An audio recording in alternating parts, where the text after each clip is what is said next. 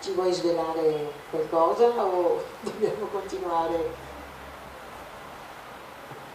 Allora, questi brani sono presi in vari punti del libro e ci sono degli spunti che potrebbero essere interessanti. Innanzitutto parliamo del titolo, Un'onda. Un'onda è un pensiero, una premonizione, se vogliamo. Il protagonista vive delle esperienze con la sua compagna, e tra le quali appunto questa spiaggia con l'onda, eccetera, e questo diventa un sogno ricorrente. Da sogno ricorrente si trasforma in un incubo. Quindi l'incubo fa parte, come accade, delle nostre esperienze, anche se quando si presenta si nasconde, cioè non è una cosa palese, fa parte delle nostre esperienze ma non lo riconosciamo più. E lui, in una continua sequenza di flashback, quindi come diceva prima Clara, il libro ha due piani storici, e spesso appunto il protagonista Francesco vive dei flashback che lo riportano in situazioni diverse, e all'interno di queste situazioni ci sono queste esperienze che poi si ripresentano in diretta, cioè nel presente, e gli fanno intuire qualche volta la situazione, cioè quello che è accaduto, ma lui, anestetizzato dallo shock, non riesce a interpretare la cosa, e questo fino alla fine. Poi abbiamo sentito parlare del viaggio con la moto. La moto è, anche questa è una prosopopea, cioè è un personaggio che lo accompagna, con il quale vive esperienze reali, e che in certi momenti gli serve come compagno di viaggio. Quindi il motore diventa il protagonista di determinati momenti, il faro che illumina la strada, poi vivrà degli incontri durante il viaggio con la moto, e questo sarà tutto il processo che gli farà recuperare piano piano la realtà. Ovviamente lungo il viaggio troverete raccontati dei paesaggi, delle situazioni così suggestive.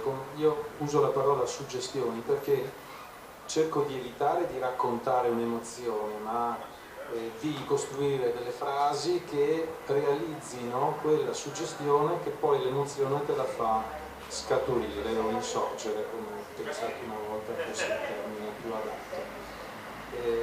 Fa venire fuori qualcosa che abbiamo già sperimentato in altre occasioni e che si costruisce in quel momento. Ecco, questi sono tutti un po' i trucchi della lettura utili a leggere il libro. E, come ho detto prima, sono descritte situazioni abbastanza usuali per tutti, che però assumono ovviamente per il protagonista una valenza abbastanza importante, e quindi in qualche modo deve costruire una storia da romanzo. È un percorso che si fa per arrivare a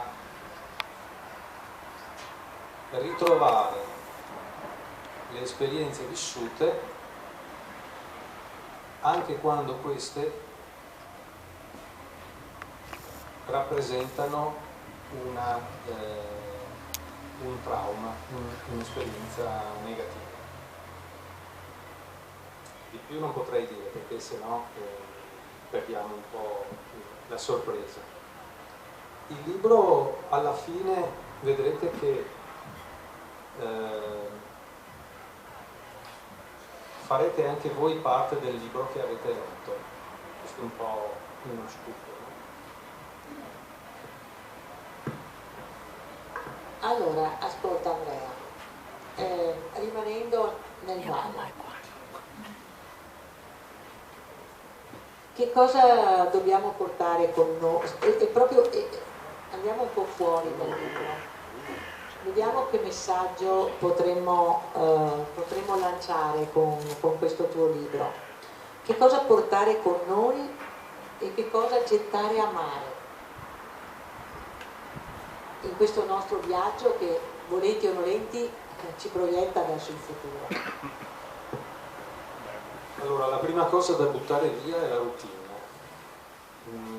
quella che anche a nostra insaputa a volte rappresenta la sicurezza, è quella che ci impedisce di affrontare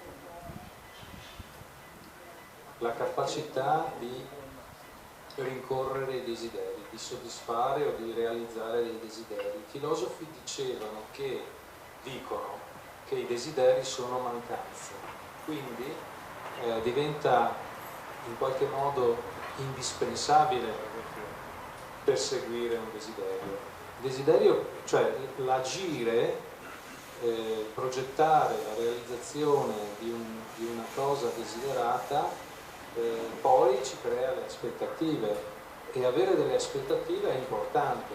La routine ci impedisce di appoggiarsi a questa cosa, perché ovviamente ti propone una sequenza di azioni che sono sempre le stesse, che non escono dalla quotidianità. Quindi cosa buttare via? Prima di tutto la routine. Nel libro c'è un protagonista, un personaggio molto simpatico, che è il meccanico del nostro amico, di Francesco, meccanico della moto, che è un filosofo a modo suo. E cos'è che ci insegna, per esempio? Il fatto di approfondire ogni tema. Cioè, se Platone è giusto o sbagliato, Aristotele invece è più incline a cercare con la logica di rispondere ai problemi, e quindi lui, nell'aggiustare i motori delle moto, dice che questa moto è platonica e questa è aristotelica, a seconda di come funziona. Adesso onestamente io non sono un meccanico, quindi non lo so cosa intendesse quel meccanico lì, però nei suoi discorsi presenta a Francesco sempre la soluzione della situazione, facendo affidamento sui suoi ragionamenti e quindi non fermandosi di fronte agli ostacoli o ai problemi. E infatti un bravo meccanico risolve i problemi, non è che descrive gli ostacoli o descrive gli impedimenti. Il bravo meccanico gli restituisce la moto rimessa a punto, vecchissima ma efficiente, e finalmente poi Francesco riuscirà a salire sulla moto e a partire. E quindi buttare via, come abbiamo detto, la routine, la paura degli ostacoli, le sue altre amicizie che sono una delle premonizioni, eccetera, gli dicono non aver paura, la paura è quella,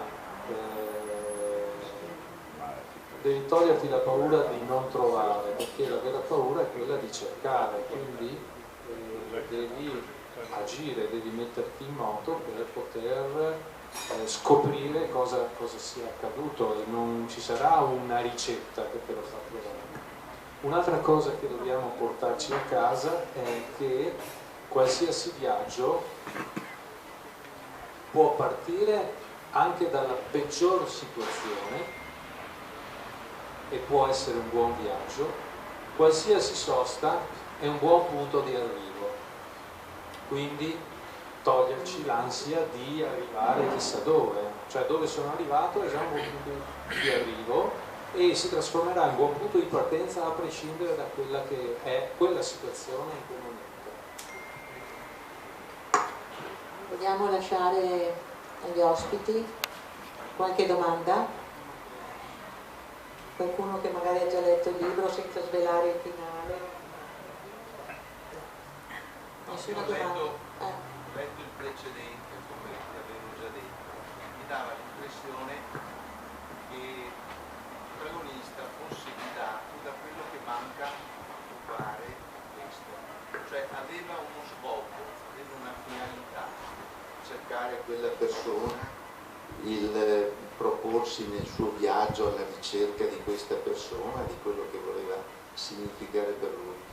Mentre da come me lo descrivete sembra che questo Francesco sia invece come dire, sballottato dagli eventi della vita, cioè venga indotto a muoversi solo quando gli accadono certe cose, cioè che manchi la volontà, la decisione, la capacità, cioè un anti-personaggio rispetto a quello precedente. Sbaglio o è una fantasia? Grazie.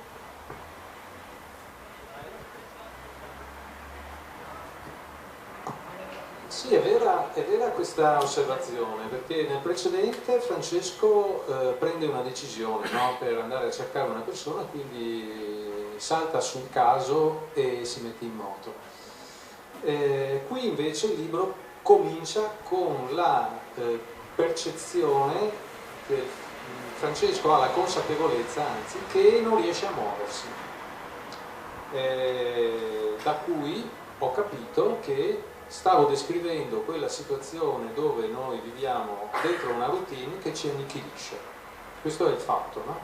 E siccome la sua compagna, che invece è una persona molto più sgaggia, no? Cioè, io penso che su tutti e tre i libri ci sia la figura femminile un po' in secondo piano, ma più forte della figura maschile, e sono contento di questo, perché in questi tempi non sto. Laura è partita, è andata a lavorare su un sito archeologico. Laura è archeologa, e è andata in Calabria a lavorare sul sito di Laos, che ho scoperto così facendo una ricerca. Mi piaceva il nome, un po' esotico. Laos invece è un fiume, un torrente che sfocia nel Tirreno, vicino a Santa Maria del Cedro. E lei è una che di fronte a una proposta, una situazione, decide, non si crea problemi. Quindi lei ha colto al volo questa opportunità, è partita e gli ha detto: tu quando hai voglia vieni a trovarmi, così lì viviamo in un posto molto bello, l'estate, vieni giù, eccetera, eccetera. E lui, che sta scrivendo un libro, che è un po' fermo, che forse ha qualche problema di ispirazione o non so, si trova in questa situazione che, devo dire francamente, l'editore mi ha detto: ma questo è un depresso, punto e basta, no? Vabbè, ci può anche stare, diamogli la diagnosi. A me interessava perché era depresso, e poi io penso che appunto la routine, quella che appunto viviamo sempre, è quella, una delle prime cause che ci può bloccare. E quindi hai ragione, cioè nell'altro libro lui era bello, brillante, voglioso di muoversi. Siccome sono tutti libri di viaggi, tutti e tre, e nell'altro libro era partito, cioè come faceva di solito. Qui devo dire che un po' di autobiografia la possiamo anche tirar fuori, anche se non mi piace mai definire un libro autobiografico, perché non è così. Però sì, monti in macchina, parti, cioè questa cosa del viaggiare quando senti che devi partire è reale. Mentre in questo caso non riesce a farlo, all'inizio per i motivi che abbiamo detto, poi, e qui c'è un po' una cosa che non voglio rivelare ma che si capirà leggendo,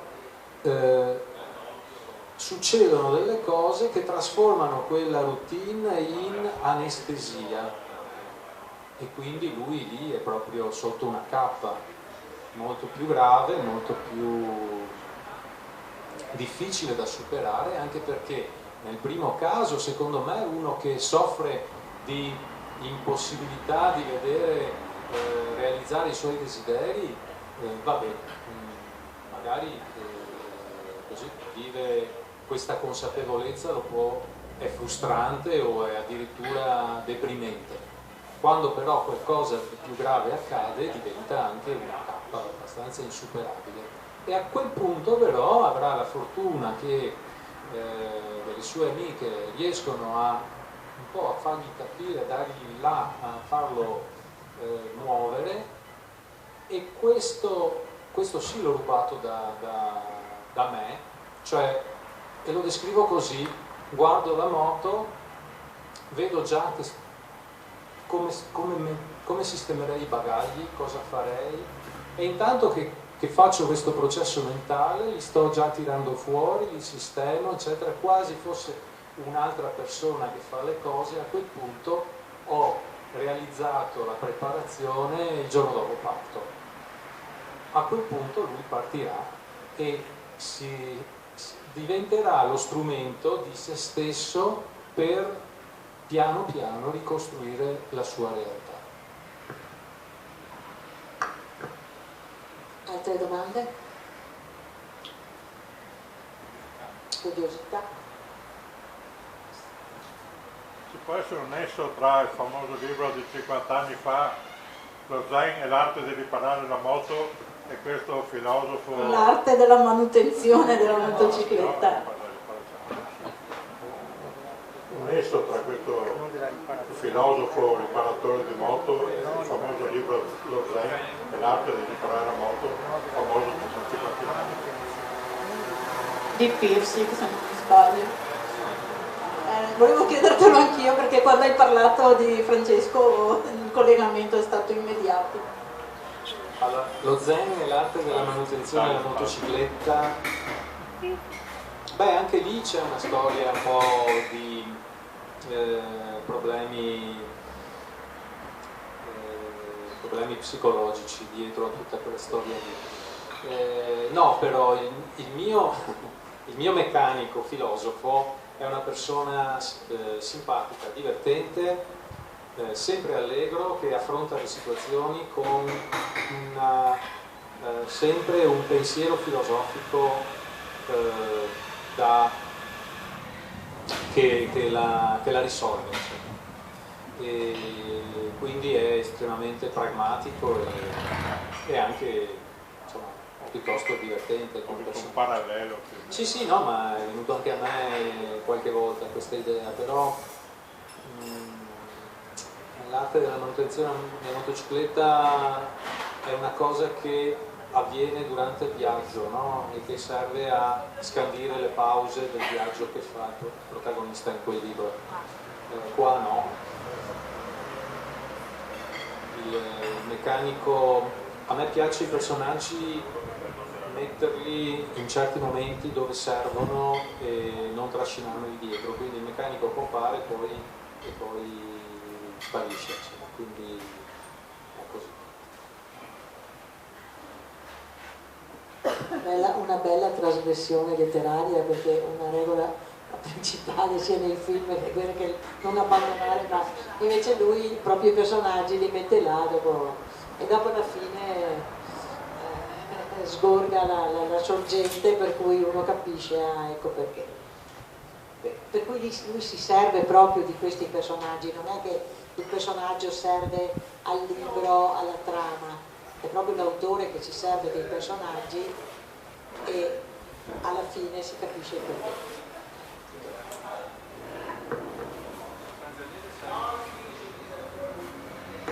Servono a veicolare dei pensieri, e quindi allora il problema è questo: nel primo libro, La risacca, io ero assolutamente inesperto e quando abbiamo fatto l'editing, l'editor mi ha detto: guarda che qui sono interessanti ste robe, ma sembrano delle teste che parlano, manca il contesto, manca lo scenario, la persona non si capisce neanche chi sia. E quindi ho costruito dei personaggi in base a quello che dovevo dire, e nel timore di essere troppo descrittivo, a me piace molto Harry De Luca, che è uno scrittore che ha una capacità di sintesi potentissima. Il suo mantra è: la frase deve essere potente e definitiva. Quindi io quando scrivo una frase a volte la cerco per giorni interi perché deve essere esattamente quella lì. E in quel momento, in quel contesto, quella frase ti fa essere esattamente dentro al libro assieme al protagonista o addirittura al posto suo. Almeno così i lettori mi dicono. Questo è lo sforzo, quindi nel descrivere delle situazioni o nel passare, veicolare dei concetti o delle idee, io ho bisogno o di un personaggio che mi fa da strumento, da veicolo, oppure della frase giusta. Per esempio c'è un passaggio dove il protagonista cammina, prima ha letto un pezzo di quel cosa lì, dove c'erano le fate, le gazzette che sembrano fate, eccetera.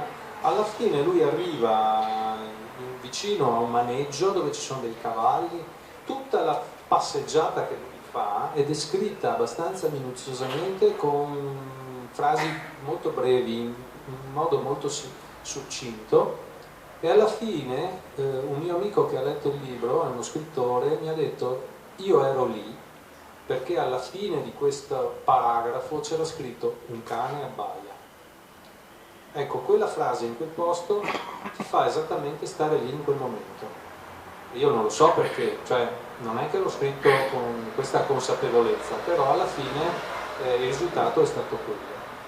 E quindi i protagonisti, quindi i personaggi che scompaiono senza traumi per nessuno, anche se non è una regola, non si fa male a nessuno, però nel racconto sono utili esattamente per quella cosa e basta.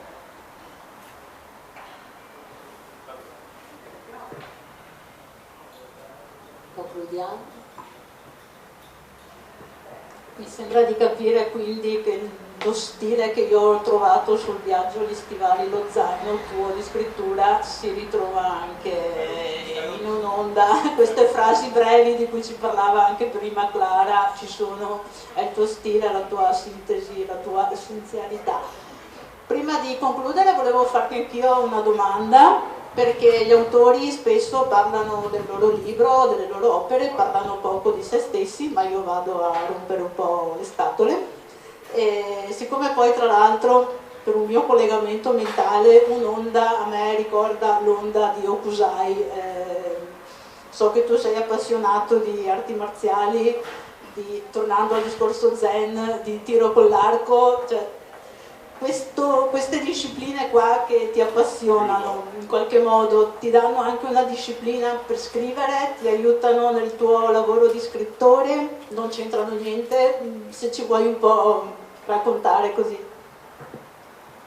Adesso potrei mentire e fare un figurone, invece devo dire che sono abbastanza discontinuo, però quando scrivo veramente devo stare disciplinato sul pezzo in modo come quelli veri, i bravi scrittori veri, e tutti dicono che bisogna tutti i giorni andare lì come se fosse un ufficio e fare le 2 o 3 ore, le ore di lavoro, anche se non hai niente in testa da scrivere, perché poi leggendo o pensando ti viene fuori.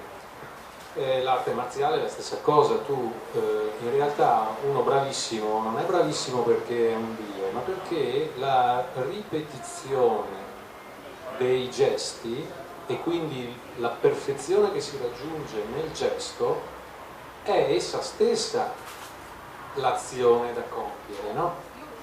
E quindi l'allenamento consiste nel rendere un gesto perfetto e automatico, è un po' come quando noi che siamo degli occidentali non capiamo molto di arti marziali, ma in realtà le pratichiamo in un altro modo. Guidiamo, quando guidi, scali la marcia, metti la freccia a sinistra e giri il volante, sono 3 azioni automatiche perché sono diventate un allenamento costante, continuo e perfetto di quell'azione. La stessa cosa è l'arte marziale. Il tiro con l'arco che mi ha appassionato, c'è un bellissimo libro, cos'è? Lo Zen, il tiro con l'arco, ti insegna che il maestro la perfezione si raggiunge nello scoccare la freccia. Infatti nel viaggio, dove il protagonista è un appassionato del tiro con l'arco, fatalità, racconterà che il bersaglio non è, l'obiettivo non è il bersaglio, ma è il tiro. Scoccare perfettamente è quella il vero bersaglio. Un tiro con l'arco, cioè quando uno scocca la freccia, arriva al punto in cui questa azione si svolge da sola, indipendente dalla sua volontà. È questo che l'arte marziale è riuscita a raggiungere. Quindi di questo io sono affascinato e appassionato. Poi sono un po' pigro e poco costante nelle cose, questo sì.